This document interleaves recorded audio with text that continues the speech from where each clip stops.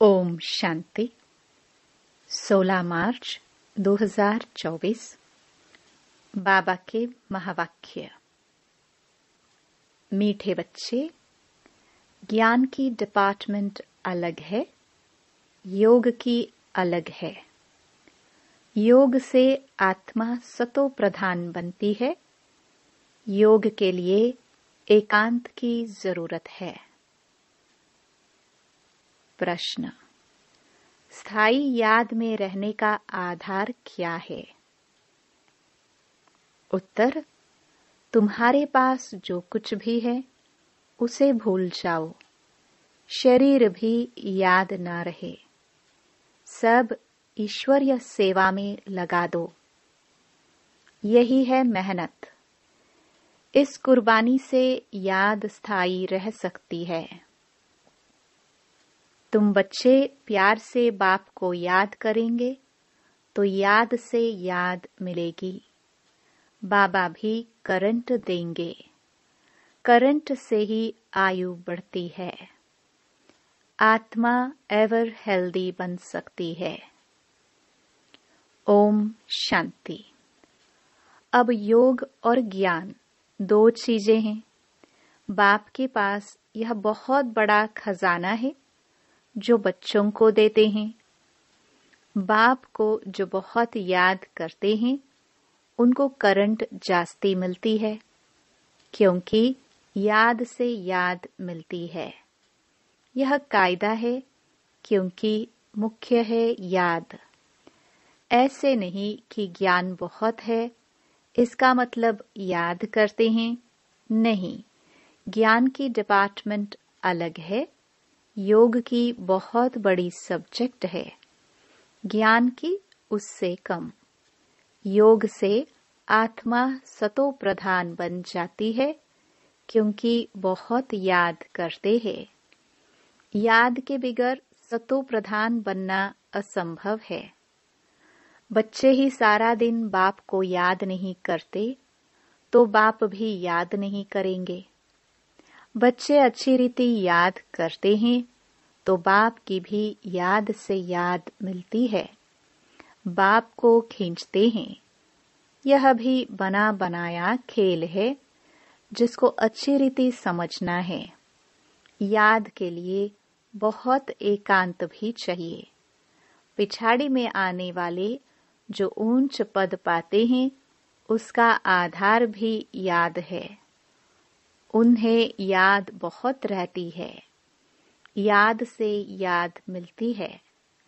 जब बच्चे बहुत याद करते हैं तो बाप भी बहुत याद करते हैं। वह कशिश करते हैं। कहते हैं ना, बाबा रहम करो, कृपा करो। इसमें भी चाहिए याद। अच्छी तरह याद करेंगे तो ऑटोमेटिकली वह कशिश होगी, करंट मिलेगी। आत्मा को अंदर आता है कि मैं बाबा को याद करती हूँ, तो वह याद एकदम भरपूर कर देती है। ज्ञान है धन। याद से फिर याद मिलती है, जिससे हेल्दी बन जाते हैं, पवित्र बन जाते हैं। इतनी ताकत है जो सारे विश्व को पवित्र बना देते हैं। इसलिए बुलाते हैं, बाबा आकर पतितों को पावन बनाओ। मनुष्य तो कुछ नहीं जानते, ऐसे ही रड़ियां मारते और समय वेस्ट करते रहते हैं। बाप को जानते नहीं। नवधा भक्ति भल करते हैं।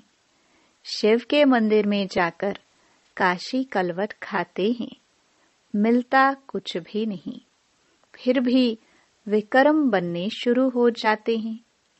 माया झट फंसा देती है। प्राप्ति कुछ भी नहीं। अब तुम जानते हो, पतित पावन बाप है। उन पर कुर्बान जाना चाहिए। वह समझते हैं शिव शंकर एक है। यह भी अज्ञान है। यहाँ बाबा बार बार कहते हैं, मन मना भव। मुझे याद करो तो तुम पवित्र बन जाएंगे। तुम काल पर जीत पाते हो।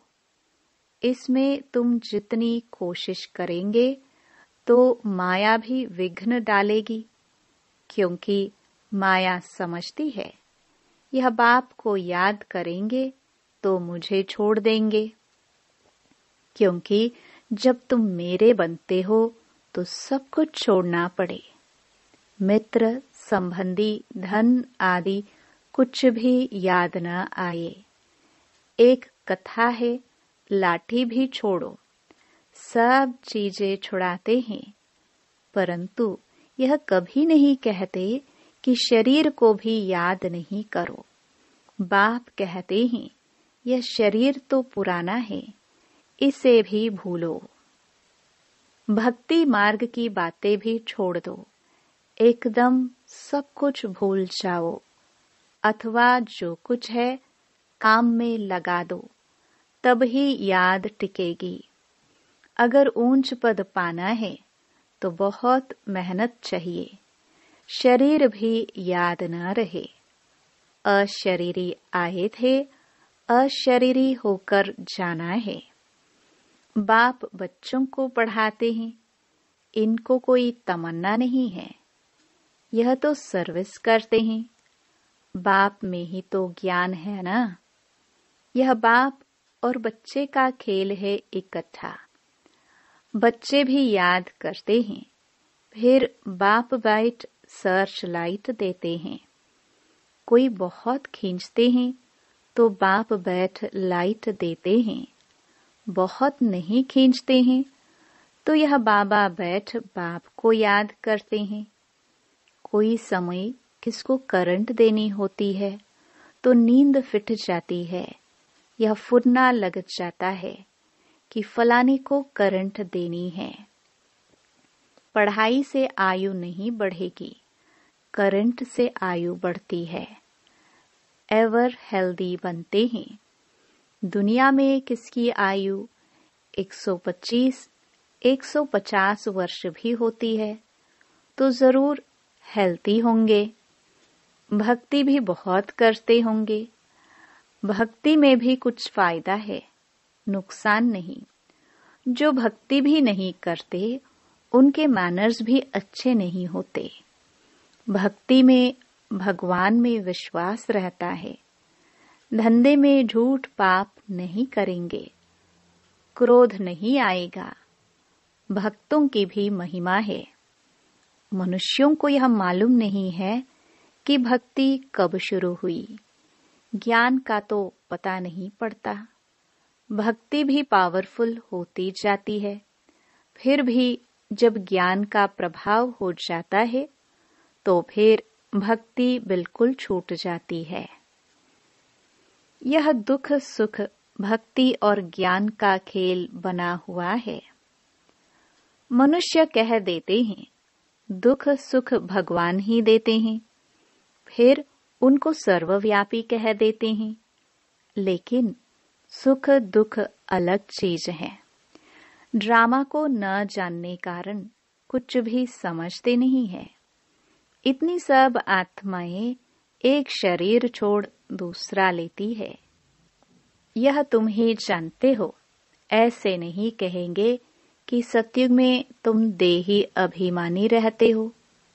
यह तो अब बाप सिखलाते हैं, ऐसे देही अभिमानी बनो। अपने को आत्मा समझ बाप को याद करना है, पवित्र बनना है। वहां तो है ही पवित्र सुख धाम। सुख में कोई याद नहीं करते, भगवान को याद करते हैं दुख में। देखो ड्रामा कितना वंडरफुल है, जिसको तुम ही नंबरवार जानते हो। यह जो पॉइंट्स लिखते हैं वह भी भाषण के समय रिवाइज करने के लिए। डॉक्टर वकील भी पॉइंट्स नोट करते हैं। अब तुमको बाप की मत मिलती है तो फिर रिवाइज भी करना चाहिए भाषण करने के समय। इसमें तो है बाबा की प्रवेशता। बाप तुमको समझाते हैं तो यह भी सुनेंगे। वह पॉइंट नहीं सुनाते तो मुझे क्या पता जो तुमको समझाऊं। बाप कहते हैं, यह बहुत जन्मों के अंत का जन्म है। ब्रह्मा और विष्णु का चित्र भी है। तुम राजाई में चलते हो सिर्फ नंबरवार। जितना याद करते हैं, धारण करते हैं, उतना पद पाते हैं। बाप कहते हैं, गुह्यते गुह्य बातें सुनाता हूँ। तुम नई नई पॉइंट्स नोट करो, पुरानी काम में नहीं आएगी। भाषण के बाद फिर याद आएगा कि यह पॉइंट्स अगर समझाते तो बुद्धि में ठीक बैठ जाती। तुम सब ज्ञान के स्पीकर हो, परंतु नंबरवार। सबसे अच्छे महारथी हैं। बाबा की बात अलग है। यह बाप दादा दोनों इकट्ठे हैं। मम्मा सबसे अच्छा समझाती थी। बच्चे संपूर्ण मम्मा का साक्षात्कार भी करते थे। कहाँ जरूरी होता था तो बाबा भी प्रवेश करके अपना काम कर लेता था। यह सब समझने की बातें हैं। पढ़ाई फुर्सत के समय होती है। सारा दिन तो धंधा आदि करते हैं। विचार सागर मंथन करने के लिए फुर्सत चाहिए, शांति चाहिए।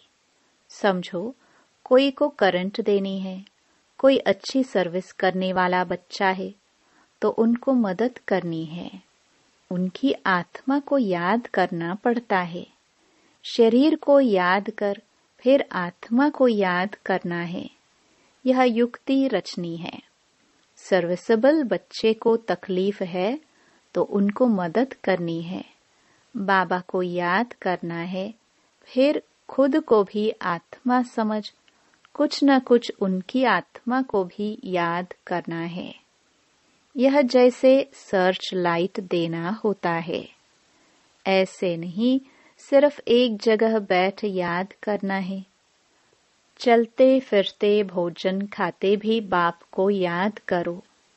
दूसरे को करंट देना है तो फिर रात्रि को भी जागो। बच्चों को समझाया है, सवेरे उठकर जितना बाप को याद करेंगे उतना कशिश होगी। बाबा भी लाइट देंगे।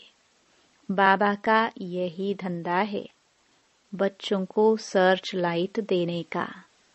जब बहुत सर्च लाइट देनी होती है तो भी बाप को बहुत याद करते हैं, तो बाप भी सर्च लाइट देते हैं।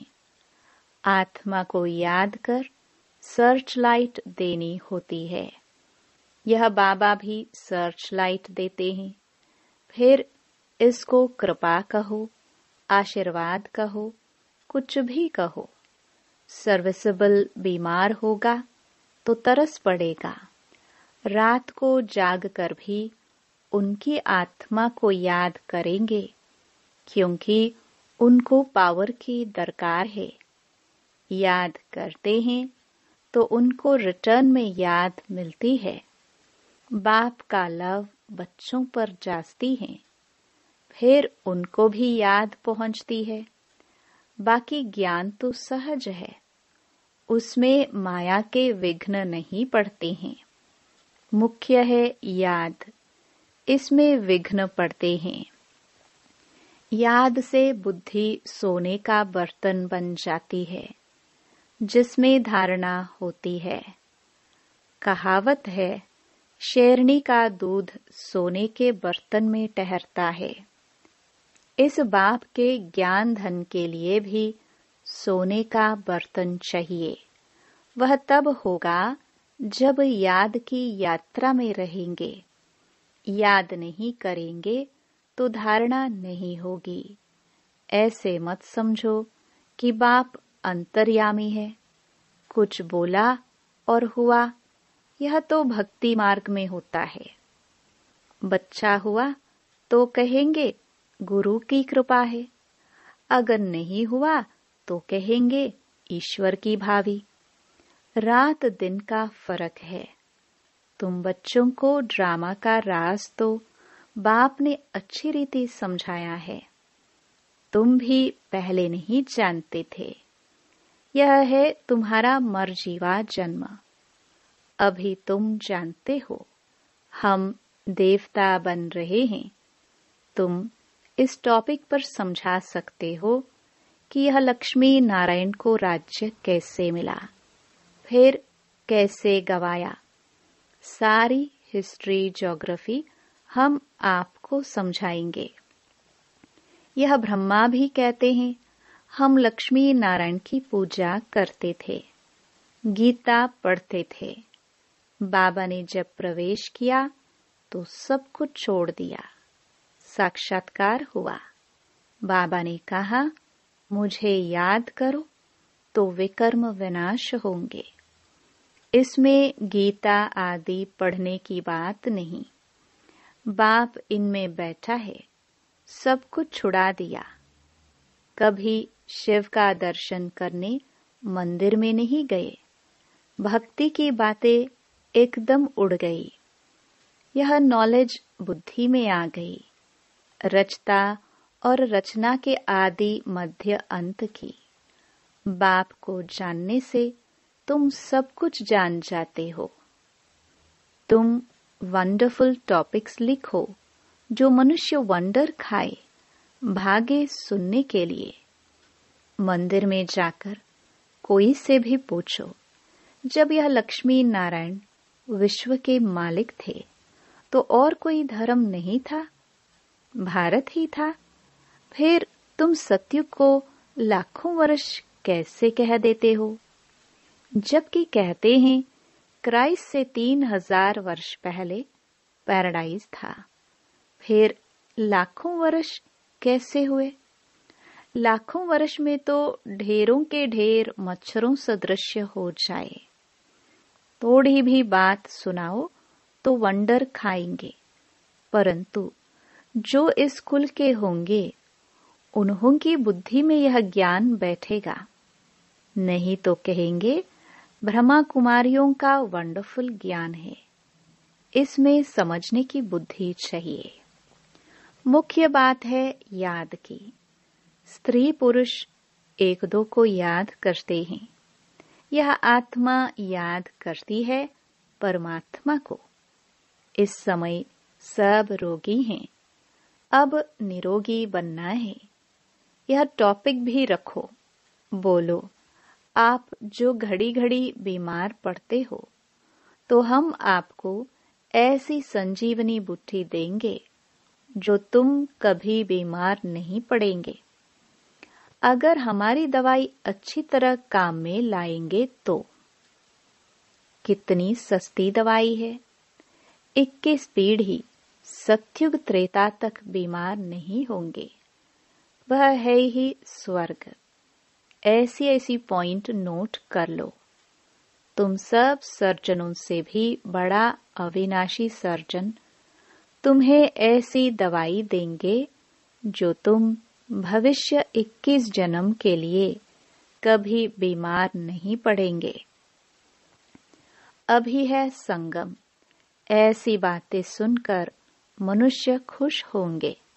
भगवान भी कहते हैं मैं अविनाशी सर्जन हूँ। याद भी करते हैं हे पतित पावन अविनाशी सर्जन आओ, अब मैं आया हूँ। तुम सबको समझाते रहो। अंत में आखिरी सब समझेंगे जरूर। बाबा युक्तियां बताते रहते हैं। अच्छा, मीठे मीठे सिखिलदे बच्चों प्रति मात पिता बाप दादा का याद प्यार और गुड मॉर्निंग। रूहानी बाप की रूहानी बच्चों को नमस्ते। धारणा के लिए मुख्य सार। पहला, बाप से सर्च लाइट लेने के लिए सवेरे सवेरे उठ बाप की याद में बैठना है। रात्रि को जागकर एक दो को करंट दे मददगार बनना है। दूसरा, अपना सब कुछ ईश्वरीय सेवा में सफल कर इस पुराने शरीर को भी भूल बाप की याद में रहना है, पूरा कुर्बान जाना है, देही अभिमानी रहने की मेहनत करनी है। वरदान, स्वदर्शन चक्र द्वारा माया के सब चक्रों को समाप्त करने वाले मायाजीत भव। अपने आप को जानना अर्थात स्व का दर्शन होना और चक्र का ज्ञान जानना अर्थात स्वदर्शन चक्रधारी बनना। जब स्वदर्शन चक्रधारी बनते हो तो अनेक माया के चक्र स्वतः समाप्त हो जाते हैं। देहभान का चक्र, संबंध का चक्र, समस्याओं का चक्र, माया के अनेक चक्र है। 63 जन्म इन्हीं अनेक चक्रों में फंसते रहे। अब स्वदर्शन चक्रधारी बनने से मायाजीत बन गए। स्वदर्शन चक्रधारी बनना अर्थात ज्ञान योग के पंखों से उड़ती कला में जाना। स्लोगन, विदेही स्थिति में रहो तो परिस्थितियां सहज पार हो जाएंगी। ओम शांति।